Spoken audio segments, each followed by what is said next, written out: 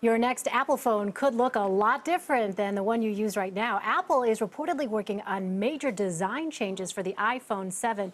So, Dan, Apple has been tight-lipped about the iPhone 7. The rumors are always leaking out. What do we know about their plans so far? I mean, we've gotten to the point where we're not even talking about the phone for 2015. We're already talking about the phone for 2016, which we're kind of calling the iPhone 7 because Apple has sort of this tick and tock kind of mentality where every 2 years they have a big sort of design change, and then the intervening year, sort of smaller changes. So maybe in September we'll see something that may or may not be like the iPhone 6S or 6 Plus S.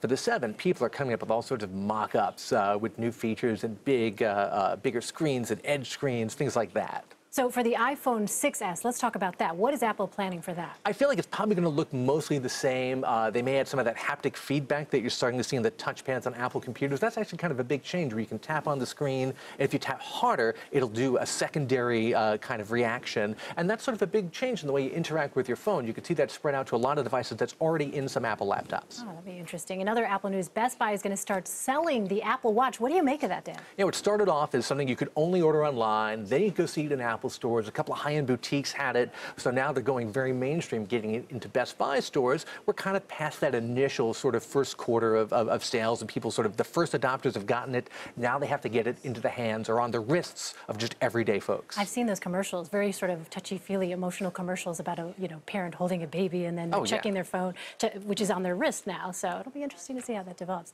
Dan Ackerman of CNET, thank you so much.